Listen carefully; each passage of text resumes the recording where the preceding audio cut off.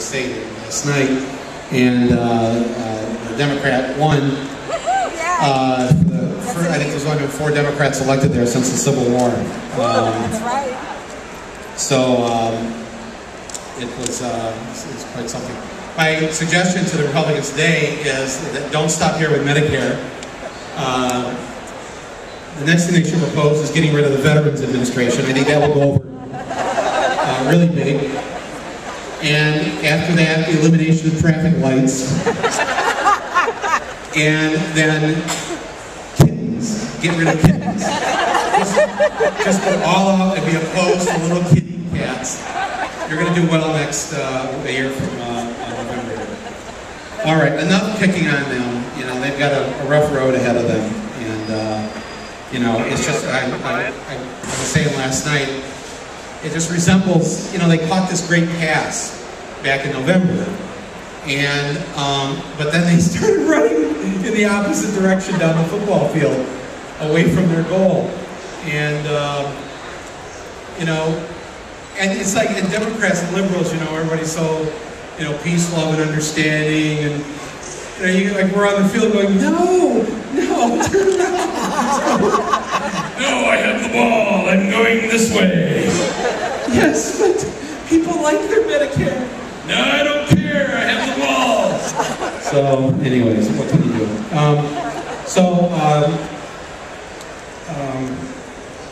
I assume most of you are working bookstores or Libraries. The librarians are here.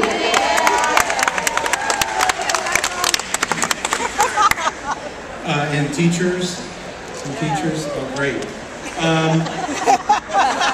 No, I mean it's, of course teachers are to blame for everything, right? You know, all that money they're taking from us. So I have a new book coming out in September, and it's called Here Comes Trouble, Stories from My Life, and it's a book of about 24 short stories. But they're all nonfiction, they're all from my life, and I go through a number of interesting incidents and things that happened to me before I made my first film. So this takes place all in the years of leading up to Roger and me. And so there's a short story about getting lost inside the Capitol building at 11 years old. My parents had taken us to Washington, D.C., and I got lost, and I walked into this elevator, and I didn't see the sign. It said Senators Only, and the door is shut. There's a man reading a paper, and he puts the paper down, and I'm like got tears in my eyes because I've lost my mommy and daddy, and it's Senator Robert Kennedy, and so the story is about his effort to help me find my parents that day in the Capitol building. There's another story about, I asked my parents if I could leave home when I was 14, and they said yes, because I said I wanted to be a priest, and they didn't want to get in the way of God's calling, so I went to the seminary at 14 years old. And so there's a story about being there at the seminary, and I of course have a lot of thoughts about the Catholic Church. As a recovering Catholic, so there's a whole bunch of things like this, and then I found myself present at a terrorist incident that took place in the 1980s. On this particular day, where there were 19 people killed and probably about 120 or so injured from bullets and grenade shrapnel, and I was just coming in to the airport to change planes, and so I write about what it's like to actually be present at one of these terrorist incidents and live. And so the book has a lot of these experiences and stories that sort of maybe explain how I got to be where I got, or why I ended up doing the things I did. And they're interesting and wild, and some are funny and some are not so funny. But I begin the book in the present, and I thought maybe I would read just a little. I don't know what our time constraints are here. Read a little. You want to hear a little bit of this? It's the first. I've not read any of this to anybody, and in fact, it's still on the pages.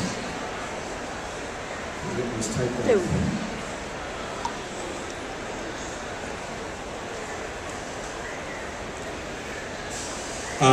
This is a quote. It begins with a quote from Glenn Beck.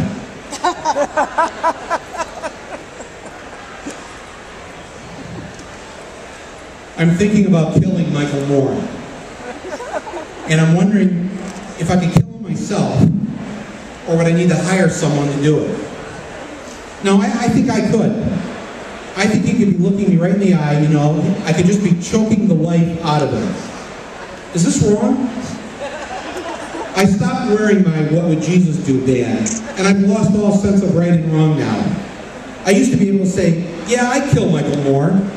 And then I'd see the little wristband and say, what would Jesus do? And then I'd realize, well, you wouldn't kill Michael Moore, or at least you wouldn't choke him to death. And you know, well, now, I'm not so sure. It's from Glenn Beck's radio program, May 17th, 2005. I can't remember the name of the reporter who asked me the question, but I remember the moment very well. He said, aren't you surprised that you're still alive? There's lots of people that want you dead. He was trying to get a reaction out of me. We were standing there live on the floor of the Democratic Convention in 2004. His tone of voice was one of, how shall we say, hopeful. I looked at him and I didn't know how to respond. I tried to make light of it. When the interview was over, I couldn't put it out of my head what he just said on national television, that there are those who want you dead. I can guarantee you that no filmmaker or political person has ever been asked that question, live on national TV.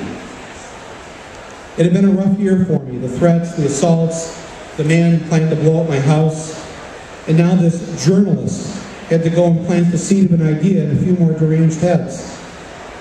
I stood on the floor and I just stared at him, and he stared back. Even with other reporters asking me questions, I would not take my eyes off him, and then I lost it. For the first time in my life, I decided I was going to punch someone right in the face. I walked back up to him, and with dirty, hairy calm, I said, "This is absolutely the most despicable thing I've ever been asked on live television." He could see what was going to happen next, and asked me to wait a few minutes until he was done talking to this guy. "Sure, I can wait." And then he slipped away. But there would be nowhere for him to hide. He took refuge inside the Arkansas delegation, the refuge of all scoundrels. But I found him, and I walked right up to him, within an inch of his face, and I whispered, "You made my death seem acceptable. You just told people it was okay to kill me." He tried to back away, but I blocked him in. "I want you to think about your actions if anything happens to me. And don't think my family won't come after you, because they will." He mumbled something about his right to ask me anything he wanted, and I decided it wasn't worth breaking my lifelong record of never hitting anyone, certainly not some weasel from cable news. Save it for Meet the Press, Mike. He broke loose and got away. Within the year, he would become a star on Fox News, where he should have been in the first place. To be fair to him, though, his question was one I had heard before, though maybe not posed quite so eagerly. It was not unusual to be asked, usually by perplexed Europeans, "How is it you're still alive?" Or for fans of mine to randomly come up and hug me and say, "I can't believe you're still here." And they didn't mean in the building. Why was I still here? In the first year of the war, I was told by a security expert, who was often used by the Secret Service, that, quote, "There is no one in America other than President Bush who is in more danger than you." How did this happen? I decided that I'd brought this all on myself, beginning the night of March 23rd, 2003. 4 days prior, George W. Bush had invaded Iraq, a country that had not only not attacked us, but it was in fact the past recipient of much military aid